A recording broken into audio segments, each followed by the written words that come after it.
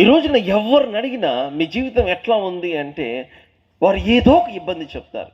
నాకు అంత బాగానే ఉంది, కానీ అయ్యా ఇదొక్క సమస్యలో నుంచి నేను బయటకు వస్తే, ఇదొక్కటి జరిగితే నేను సెటిల్ అయిపోతాను. ఆ పెద్దోడు పెళ్ళి అయిపోద్ది, చిన్నోడు పెళ్ళి అయిపోద్ది, లేకపోతే పెద్ద అమ్మాయికి చదువు అయిపోద్ది, లేకపోతే పెద్ద అమ్మాయికి పెళ్ళి అయిపోద్ది, లేకపోతే చిన్న అమ్మాయికి ఇది అయిపోతుంది. మరి ఏంటమ్మా ఇన్ని సంవత్సరాల నుంచి ఏం జరుగుతుందంటే అదేదయ్యా జరగట్లేదు, అందువలన అందరు మమ్మల్ని దూషిస్తున్నారు, ద్వేషిస్తున్నారు.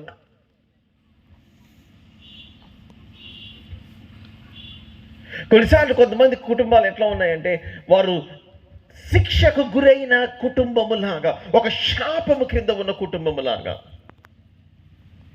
అయ్యో ఎంతో ప్రార్థన చేస్తున్నాను, ఎంతో దేవుని దగ్గరికి వస్తున్నాను, ఎంతో నేను దేవుని సన్నిధిలో అడుగుతున్నాను, కానీ దీంట్లో నుంచి నేను ఎందుకు బయటికి రాలేకపోతున్నాను అన్న ఒక ప్రశ్నార్థకమైన జీవితంలో ఈరోజు అనేక మంది జీవిస్తూ ఉన్నారు. అవునంటారా కాదంటారా?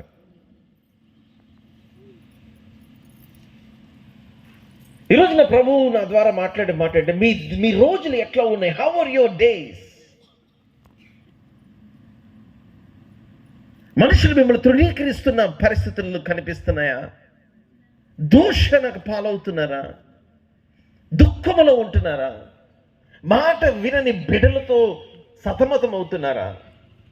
భయంకరమైన వ్యసనాలకు గురైపోయిన భర్తతో కాపురం ఉంటున్నారా? చాలని ఆర్థిక సంబంధమైన పరిస్థితుల వలన నలిగిపోతూ ఉంటున్నారా?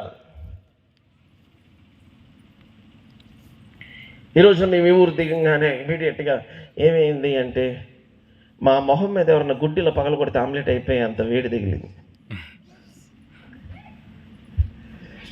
అర్థమైందా? అర్థం అవ్వలేదా?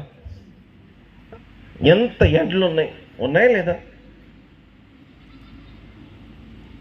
ఎంత భయంకరమైన ఎండలు. ఇప్పుడు ఎండలు ఉండగానే ఏం చేస్తాం? ఇమీడియట్గా రగ్గు కప్పుకుంటాం కదా మనం. చెప్పండి ఏం చేస్తాం? ఎంత వీలైతే అంత ఆ చెమట మన ఒంటి మీద ఉండకుండానంత విధంగా ఆ కాటన్ షర్ట్స్, కాటన్ శారీస్ వాటిని ధరించడానికి ఇష్టపడతాం. అవునా కదా? ఎందుకని? ఇది ఏ కాలము చెప్పాలి? ఎండాకాలం.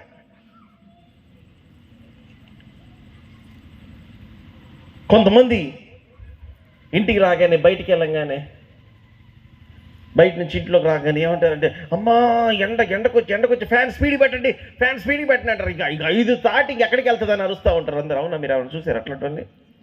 చూసారా? అవునా? ఎవరు చేతులు చూపించరేంటమ్మా? నిద్రపోతున్నారా? చూసారా? మీ ఇంట్లో ఎవరు ఉన్నారు అట్లాగా? బయట నుంచి రాగానే ఫ్యాన్ స్పీడ్ పెట్టండి. ఆల్రెడీ అది ఎంతలో తిరుగుతూ ఉంటుంది, ఇంకా 6లో పెట్టాలి. 6 ఉందా మన ఫ్యాన్కి? లేదు. ఇంకొంతమంది అంటారు ఏసీ పెంచండి. ఎంత పెంచుతాం ఏసీ? దాంట్లో 2 బాటిల్ నొక్కిన గాలి రాదు. అది ఏసీలు ఏంటో చలికాలం చల్లగా ఉంటుంది, ఎండాకాలం వేడుకుంటుంది.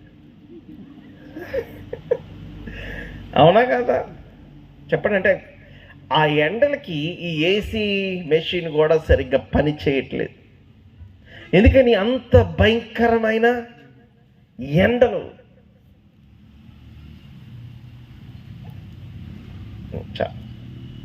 అంత భయంకరమైన ఎండలు. అప్పుడు ఏం చేస్తాం మనం?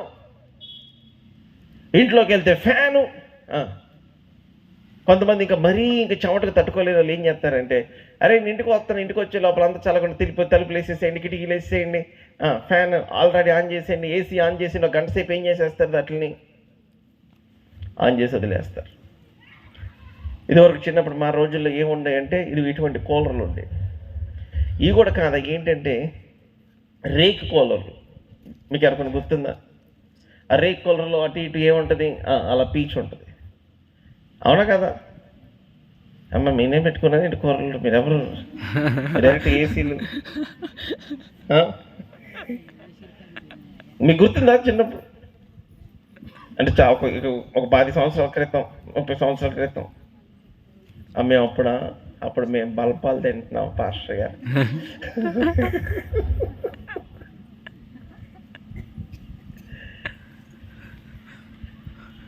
ఆ కూలర్ నీళ్ళు అసలు దానికి దాని నీళ్ళు తిరుగుతూ ఉంటాయి, నీళ్ళు కారుతూ ఉంటాయి. అదేమో నీ శ్వాసన వస్తూ ఉంటుంది, ఇల్లంతా గుర్తుందా? దాంట్లో రోజ్ స్మెల్ వేస్తుంటారు.